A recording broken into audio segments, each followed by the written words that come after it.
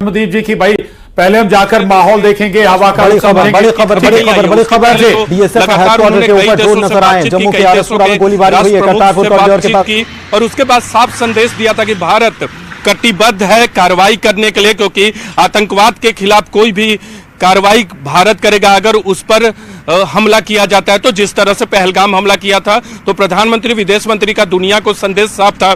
लेकिन इस वक्त जो आप लोग जम्मू, राजस्थान, पंजाब की आकाश में देख रहे हैं ड्रोन हमले किए जा रहे हैं। कल 300 से 400 ड्रोन वैसे ड्रोन भेजे गए थे जो खुफिया जानकारी जुटा सके या फिर वो भारत की एयर डिफेंस प्रणाली जो है उसको चेक कर सके। 300 से 400 थे। इसके अलावा भटिंडा में एक यूएवी यानी आर्म्ड जिसपे जो धमाका कर सकता था वो भटिंडा स्टेशन पे जो मिलिट्री स्टेशन है उसको टारगेट किया गया था, लेकिन उसको नष्ट कर दिया गया। उसके बाद भारत की तरफ से 4 यूएवी ड्रोन पाकिस्तान पे भेजा गया और उसी में से एक ने पाकिस्तान के एक बड़े शहर के, जो हमें जानकारी मिली है, उसके डिफेंस रडार सिस्टम को खत्म कर दिया। यानी लाहौर के बाद दूसरे शहर के बड़े डिफेंस रडार सिस्टम को भारत ने खत्म किया। अभी जो तस्वीरें आप देख रहे हैं उसका माकूल जवाब भारत के डिफेंस सिस्टम की तरफ से दिया जा रहा है। भारत ने बार बार इस बात को दोहराया है कि अगर पाकिस्तान कार्रवाई कर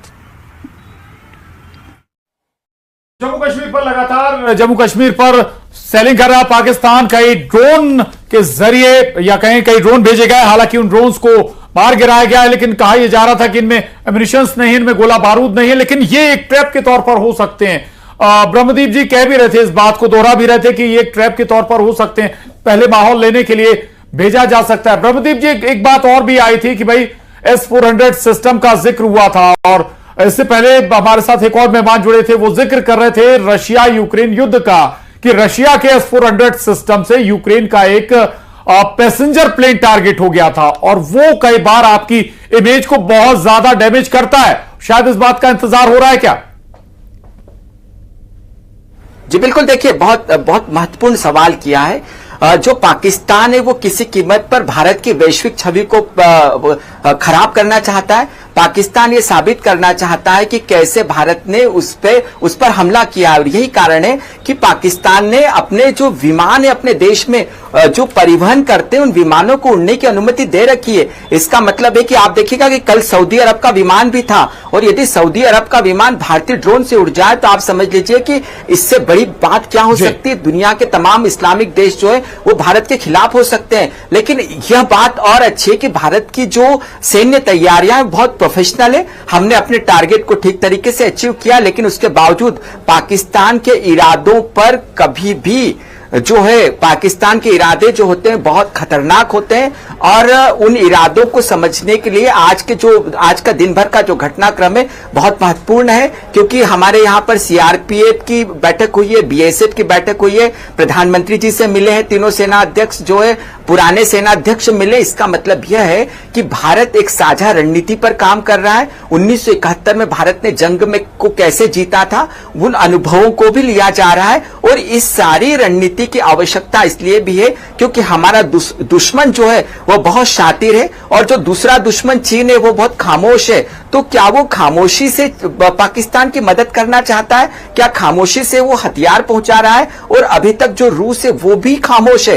तो यह युद्ध है, यह भारत अपनी दिलेरी पर लड़ रहा है, यह भारत अपनी दूरदर्शिता पर लड़ रहा है, यह भारत अपने बूते लड़ रहा है। लेकिन इन सब के साथ भारत बड़ी खबर इस वक्त श्रीनगर में धमाके की आवाज सुनाई देने की खबर आ रही है और जबरदस्त धमाका हुआ। ये बड़ी खबर, धमाके की आवाज श्रीनगर में सुनाई दी और बड़ा धमाका ये बताया जा रहा है।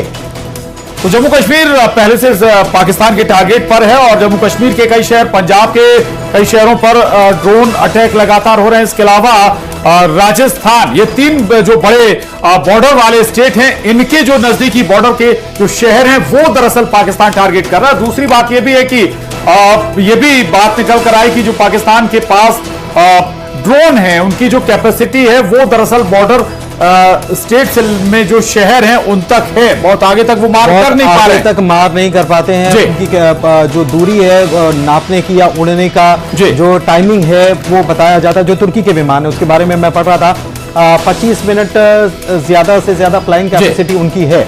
तो इस चीज को भी समझना है। लेकिन एक चीज और, मैं नूने साहब आपके पास आ रहा हूं और ये मैं समझना चाह रहा हूं, आपने कहा कि ये पूरी मैपिंग करने की कोशिश की जा रही है, कितनी तैयारी है हमास का इसके अंदर इन्वॉल्व होना और वही उसी तरीके का अटैक किया जाना, ये बताने की, ये समझने की कोशिश है कि अगर हम ऐसा करेंगे तो कैसा होगा। लेकिन इससे एक चीज और हम समझ सकते हैं कि आने वाले वक्त के लिए बड़ी तैयारी उधर हो चुकी है, तैयारी कर चुके हैं, तभी तो ये मैपिंग और ये